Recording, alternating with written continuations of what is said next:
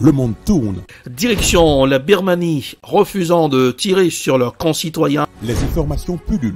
Tout de suite, voici les informations. C'est le moment d'ouvrir la page internationale avec Erlichi Dorelas depuis Boston, Massachusetts.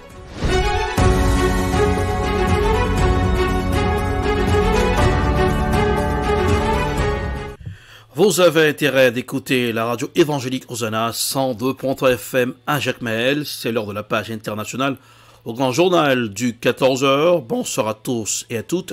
Depuis la newsroom, dans la capitale des grandes universités du monde, Boston, Massachusetts, Erlich Dorelas pour présenter la page internationale à Jacmel pour le grand journal. Joël François Rubens sur les manœuvres techniques. Bonsoir aux auditeurs de la radio évangélique Hosanna 102.3 FM à Jacmel. Nous irons en France, ultime démonstration de force des opposants à la réforme des retraites avant le verdict du Conseil constitutionnel. Des centaines de milliers de personnes sont attendues dans les cortèges de l'Hexagone jeudi à l'appel de l'intersyndicale, toujours unis. Voici un reportage à signer Euronews. En France, 12e journée de mobilisation contre la réforme des retraites et ultime démonstration de force des opposants avant le verdict du Conseil constitutionnel. Des centaines de milliers de personnes sont descendues dans les rues du pays, une mobilisation encore conséquente, même si en baisse par rapport à la dernière journée d'action la semaine dernière. Pas de quoi cependant entamer la détermination des syndicats. Je vous le confirme, on va se revoir encore beaucoup et vous allez venir encore beaucoup sur des journées de mobilisation. Donc c'est certainement pas le dernier jour puisque, sauf si Emmanuel Macron ce soir retire la réforme des retraites, là auquel cas ça sera le dernier jour. Et demain on vous invitera pour une grande fête. Comme lors des précédentes journées de mobilisation, des blocages de lycées et d'universités ont été signalés dans plusieurs villes, dont Lille, Strasbourg et Paris. La tension reste ainsi palpable à l'approche de la décision du Conseil constitutionnel. Elle est attendue ce vendredi en fin de journée. Direction la Chine, le ministre brésilien des Finances, Fernando Haddad, fait partie de la délégation officielle brésilienne en Chine.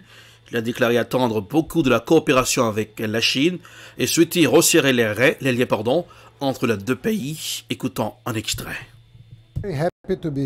Nous sommes très heureux d'être ici. Nous souhaitons nous rapprocher de plus en plus de la Chine afin d'aider le monde à atteindre la paix, encourager le commerce et promouvoir la réindustrialisation de l'Amérique du Sud.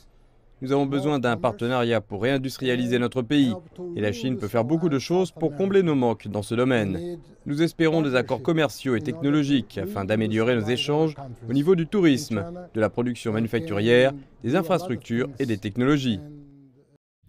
Au Soudan, l'armée soudanaise a mis en garde jeudi contre d'éventuels affrontements avec la force paramilitaire du pays qui aurait déployé des troupes dans la capitale et dans d'autres villes. Voici un reportage à signer Africa News. Dans une déclaration faite ce jeudi, le porte-parole de l'armée soudanaise a enjoint le général Hamdan Daglo de retirer ses troupes déployées sans aucun accord à Merowe, ville de l'État du Nord située à près de 200 km de Khartoum, la capitale. Les forces armées travaillent à trouver des solutions pacifiques à ces violations, à maintenir la paix en général et à refuser un conflit armé qui pourrait tout détruire, car toutes ces incursions et redéploiements prévus ne font pas partie des systèmes ou des tâches des forces de soutien rapide. Et il s'agit d'une violation évidente de la loi et d'une infraction aux instructions du Conseil de sécurité. La poursuite de cette situation de redéploiement des forces de soutien rapide entraînera davantage des tensions et des divisions. Dans cet imbroglio dans la soirée du mercredi, les forces de soutien rapide ont publié un communiqué dans lequel ils inscrivent leur présence comme étant le prolongement de leur mission contre la traite des êtres humains. Nous irons aux États-Unis. L'ancien président américain Donald Trump a estimé que le président français Emmanuel Macron a léché le cul de son homologue chinois Xi Jinping après sa visite à Pékin lors d'une interview diffusée mardi.